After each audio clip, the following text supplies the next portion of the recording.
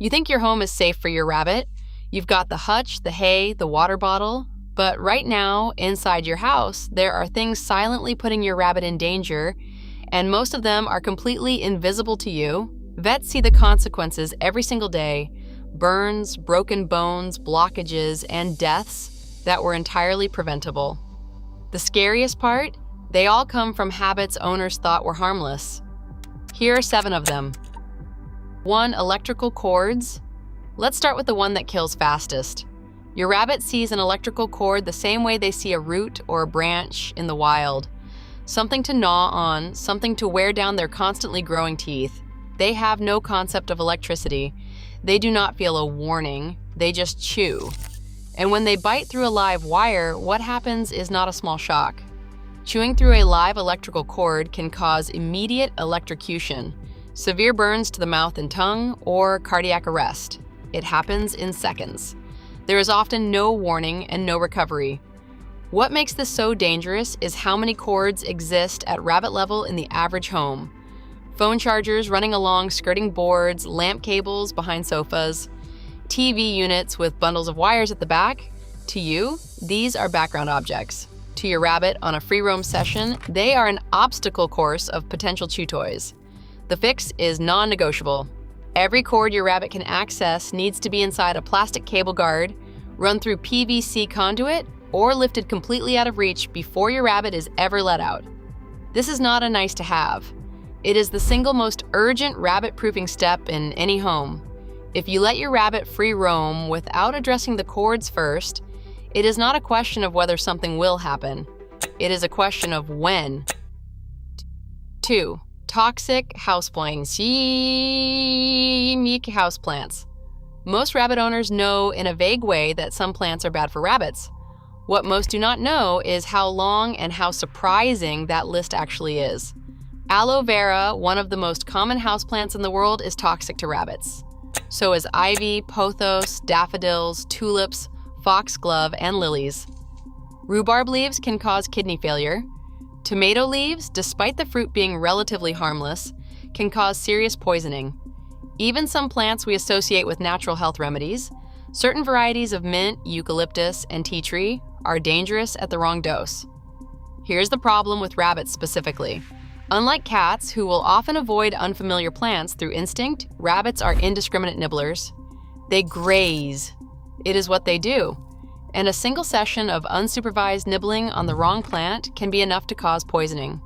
Symptoms of plant poisoning in rabbits, lethargy, drooling, loss of appetite, and labored breathing can look identical to a dozen other conditions. And by the time they are obvious, the damage is often already done. Audit every plant in your home.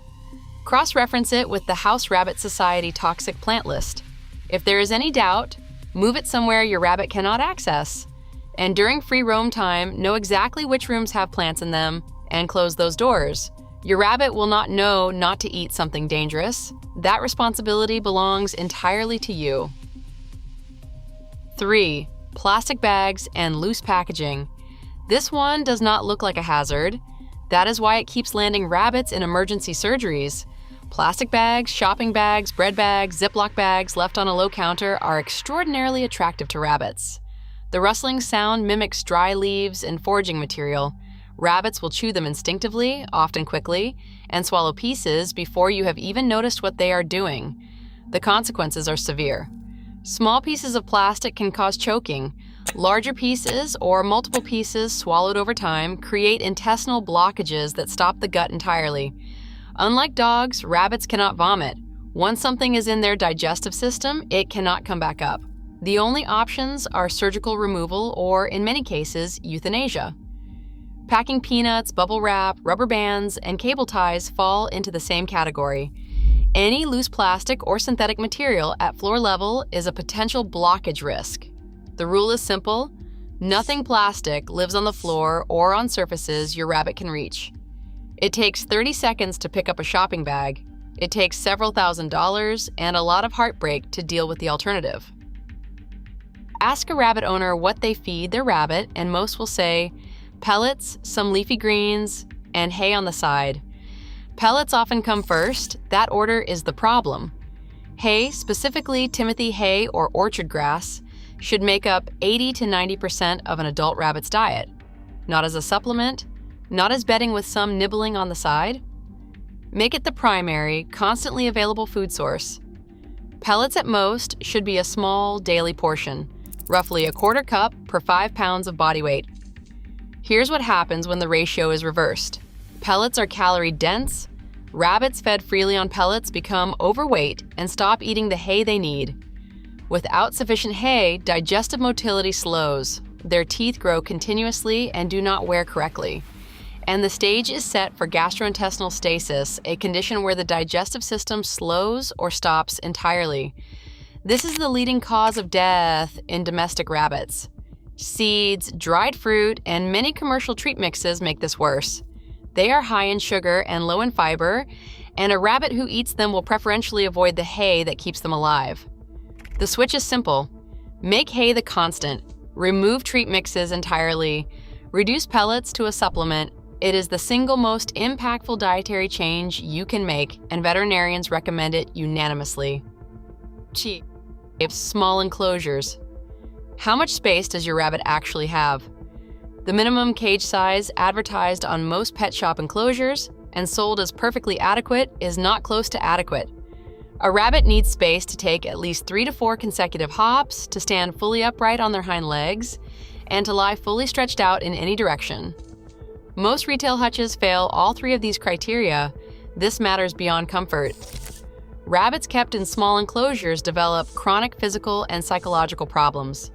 Muscle atrophy from inactivity, spinal problems from being permanently hunched, and behavioral symptoms, bar chewing, circling, over-grooming, that exotic vets recognize as indicators of severe stress and learned helplessness.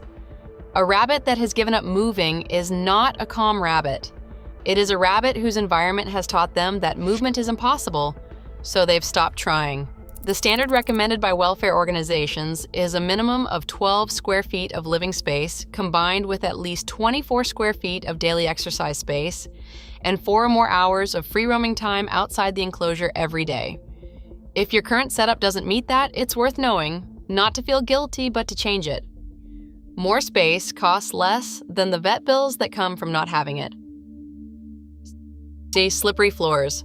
Slippery floors cause hind leg injuries. This is the hazard that surprises people the most because it seems so ordinary.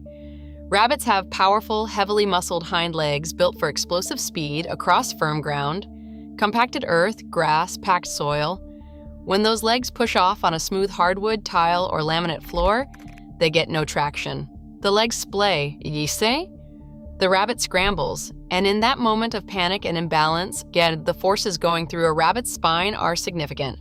Veterinary records consistently show that slipping on hard floors is one of the leading causes of hind leg injuries and spinal fractures in domestic rabbits. Their bones are fragile relative to their muscle mass.